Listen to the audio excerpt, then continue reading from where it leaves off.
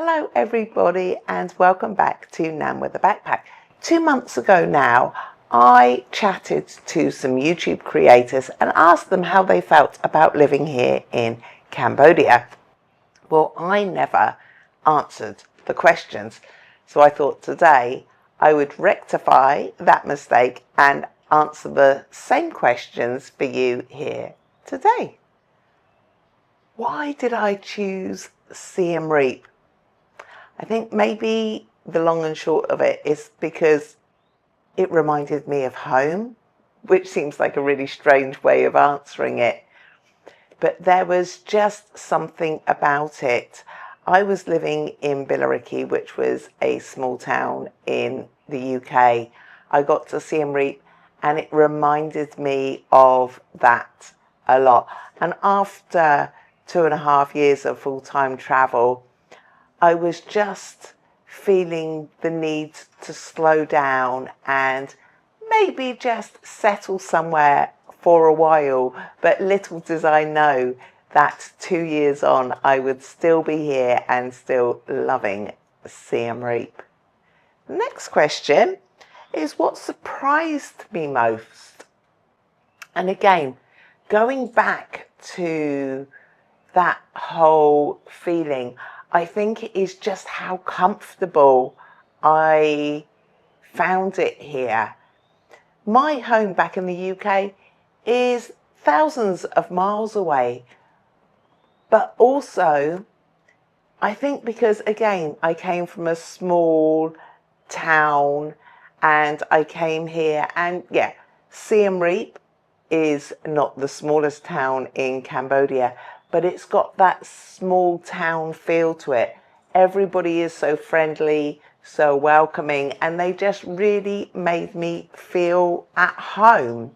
So yeah, I think that's probably what surprised me most, the culture, the friendliness, the openness, and it really felt like a home away from home.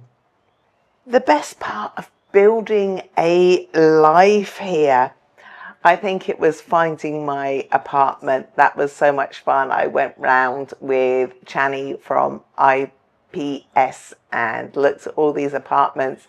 The second I walked into the one that I eventually chose, I knew from that moment on it just had a feel about it.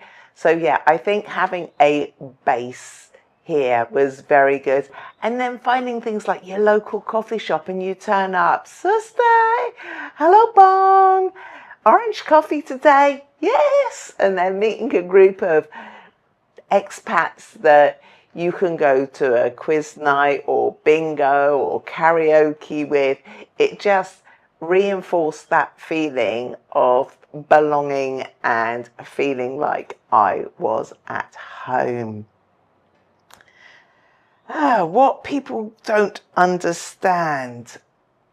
This is obviously for everybody from where they come from, it's different, but I think it's the community here. I know where I'm from in the UK, we have slightly lost that community feel. How is it in your country? Do you feel like the country that you are watching this from, or the country that you live, do you feel that it's kind of lost that community feel? I know growing up as a kid back in the UK in Southampton, on the street that we lived on, we knew so many people on our roads. And now when I go back to visit my parents, they might know 2 or 3 people, but it's not like it used to be. People come, they go, they move in, they stay for a few years. Here it's back to that community feel. Everybody kind of knows everybody and everybody's there and will help. If you need help, you just have to ask. Yeah, I think that's the thing that people don't understand, or yeah, that real community vibe here in Siem Reap, and actually in other places, not so much maybe in Phnom Penh because obviously it's a big city, but definitely in Battambang and Kampot and Kep and the islands, the community feel is very strong there. What did I have to adjust to or figure out? The money. Oh, the money. So here in Cambodia, they use two currencies, the Khmer Real and the US dollar. Trying to get my head around that definitely took some time. So what I'm going to do is put in here, somewhere, the money. So 4,000 Khmer Real is $1 US. So as you can see from the list here, these are the different notes and what they are worth in dollars. And it definitely took me a while to get my head around the currency, for sure. And also what daily life for me looks like here in Cambodia, Siem Reap. How was I going to fill my days? And yes, I make YouTube videos, and thank you very much for watching. If you're not subscribed, you know what to do. So that fills a lot of my time, and it's lovely to be able to show my children and grandchildren and parents back home what it is I'm doing and my life here in Cambodia.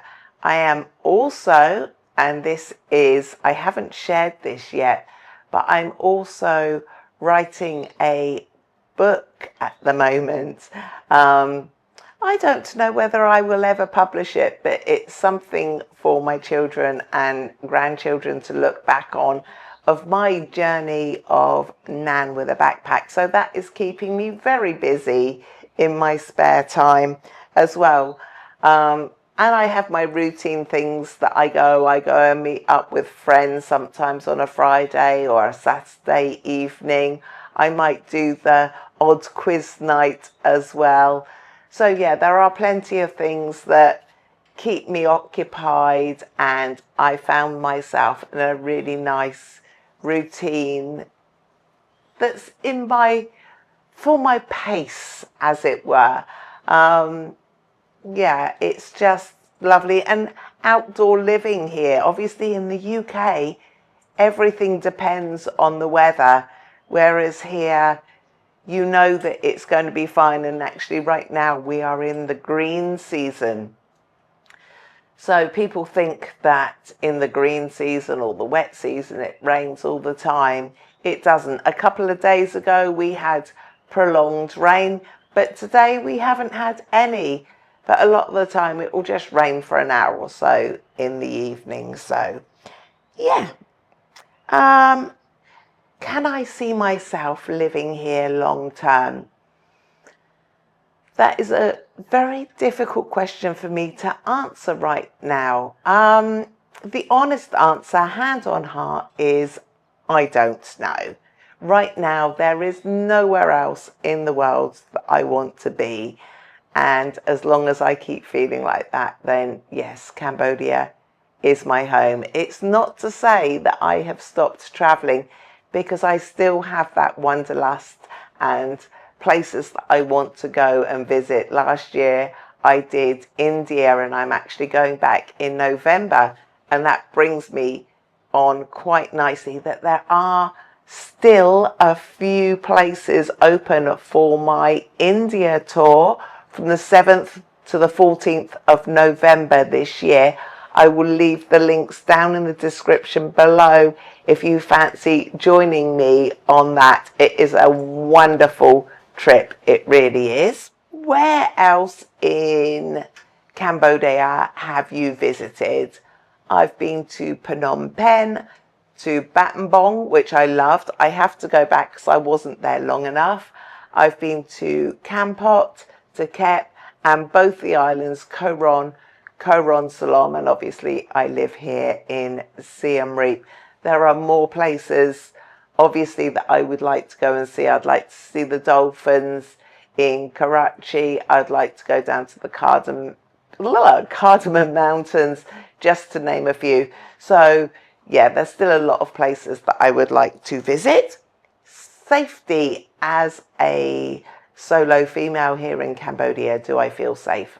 Absolutely. I actually probably feel safer here in Cambodia than I do back in the UK. And one last question. What advice would I give to somebody thinking of moving to Cambodia? I would say book a month-long trip and move around, visit places like Phnom Penh, like Kampot, like the islands, Battambang, and here in Siem Reap. And after a month, look back and see if one of those places was right for you, because after a month you will know whether Cambodia is somewhere that you would like to move to, or whether it's somewhere that you would just like to come to for wonderful holidays. Yeah, I think that would be my best advice. Come, experience it, and hopefully you will fall in love with it just the way I have and many have before. Thank you so much for watching. And if you're not subscribed, as I said, you know what to do. Click the buttons, and if you'd love to buy me a coffee, that would be great. A nice orange coffee for Nan. And I will see you in the next one. Bye for now.